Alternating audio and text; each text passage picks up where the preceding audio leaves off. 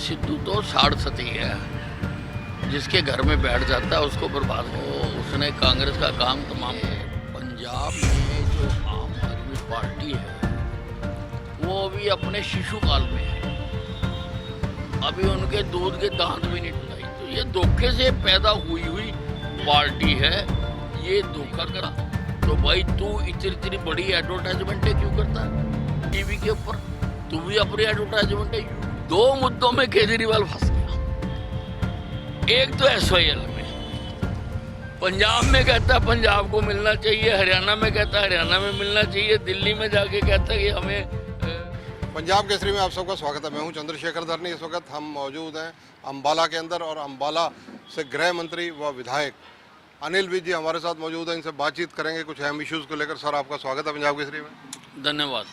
भाई साहब, जिस प्रकार से पंजाब कांग्रेस में सिर फुटबॉल हो रहा है, पंजाब कांग्रेस के अध्यक्ष नवजोत सिंह सिद्धू से इस्तीफा भी ले लिया गया। पहले वो बीजेपी को अपनी माता बताते थे, फिर उन्होंने जो है कांग्रेस को अपनी माता बना लिया था। सिद्धू तो साड़सती है, जिसके घर में बैठ जाता है उसको बर्बाद कर देता है। तो उसने कांग्रेस का काम तमाम कर दिया। भाई साहब, अगर चर्चा करें, पंजाब में आम आदमी पार्टी पहली बार सत्ता में आई है। आते ही जिस तरह से नौकरियों का और जो कॉन्ट्रैक्ट पर लगे हुए लोग हैं उनको स्थायी करने की बातें करनी शुरू कर दी हैं। लोगों को एक आस उम्मीद जागी है। देखिए, पंजाब में जो आम आदमी पार्टी है वो अभी अपने शिशु काल में है, अभी उनके दूध के दांत भी नहीं टूटे, इसलिए उन पर अभी कोई कमेंट करना उचित बात नहीं है। अलबत्ता जिस पार्टी से ये संबंध रखते हैं वो पार्टी एक धोखेबाज पार्टी है। उसने हमेशा धोखे की राजनीति की है। उस पार्टी का जन्म भी धोखे से हुआ था। अन्ना हजारे के आंदोलन में कोई राजनीतिक पार्टी बनाई जाएगी ऐसा कोई एजेंडा नहीं था, लेकिन कुछ ये शरारती लोगों की भावनाओं को एनकैश करते हुए इन्होंने अपनी राजनीतिक पार्टी बनाई। तो ये धोखे से पैदा हुई पार्टी है, ये धोखा करती है। अब ये अरविंद केजरीवाल जी कहते हैं कि जी कश्मीर फाइल को यूट्यूब पर डाल दो, मैं टैक्स माफ़ नहीं करता। तो भाई तू इतनी बड़ी एडवर्टाइजमेंट क्यों करता टीवी के ऊपर? तू भी अपनी एडवर्टाइजमेंट यूट्यूब पर डाल दे।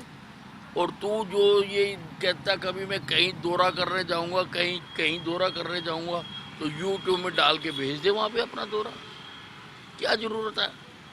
तो ये कहते कुछ और है, करते कुछ और है। भाई साहब, भगवंत मान एक गायक, एक कलाकार, एक अदाकार, अब एक मुख्यमंत्री, पॉलिटिकल लाइफ, क्या आपको लगता है कि वो सक्सेसर हो सकते हैं?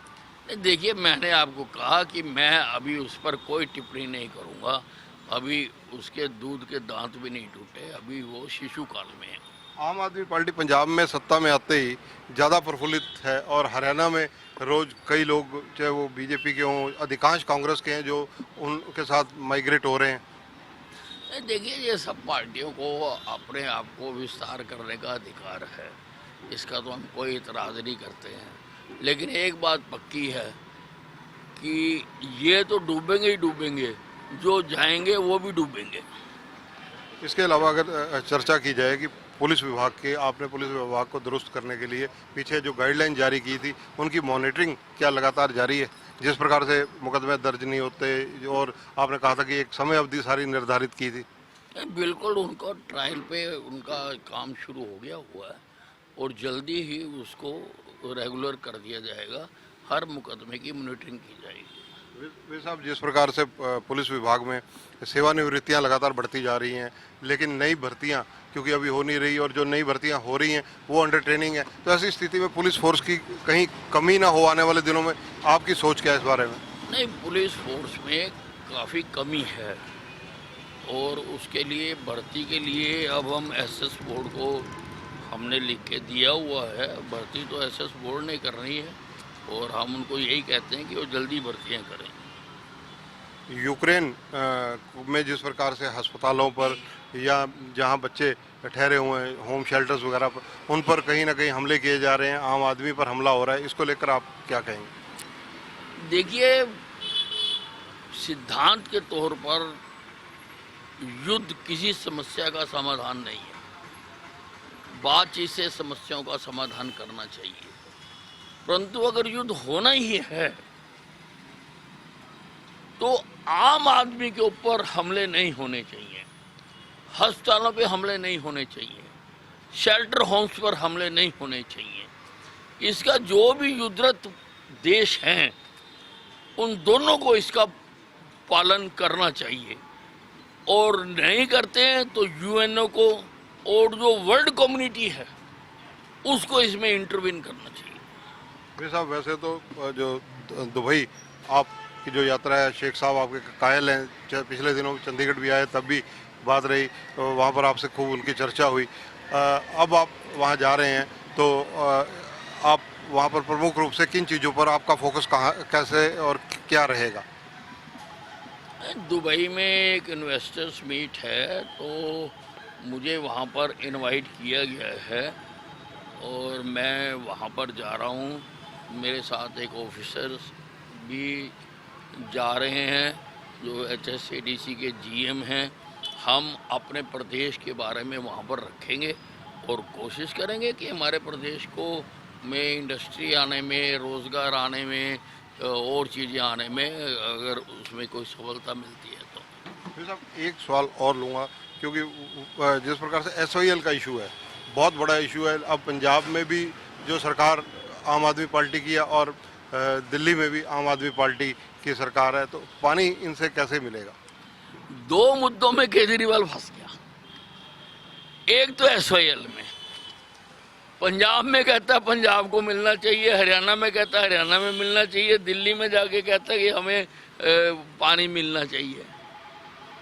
और दूसरा, पराली जलाने में इसने सारा जोर लगाया कि जो पंजाब में पराली जलती है उसका धुआं दिल्ली आता है।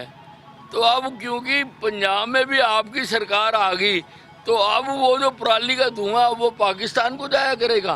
तो इन दो बातों में तो फंस गया जी। धन्यवाद। तो ये हैं हरियाणा के गृह स्वास्थ्य मंत्री अनिल विज।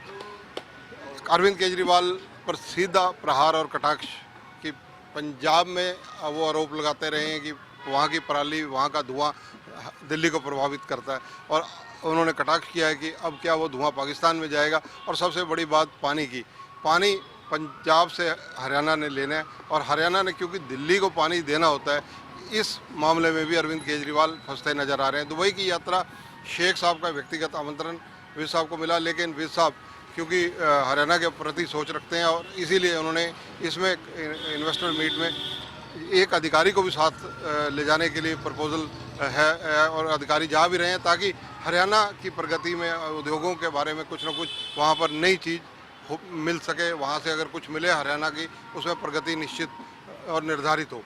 कैमरामैन संजय सिंह के साथ चंद्रशेखर धरनी, पंजाब केसरी टीवी, अंबाला। हमसे जुड़े रहने के लिए हमारे YouTube चैनल को सब्सक्राइब करें और नई वीडियो की नोटिफिकेशन के लिए बेल आइकॉन को दबाएं। अगर आप ये वीडियो Facebook पर देख रहे हैं तो लाइक जरूर करें और ज्यादा से ज्यादा शेयर करें। धन्यवाद।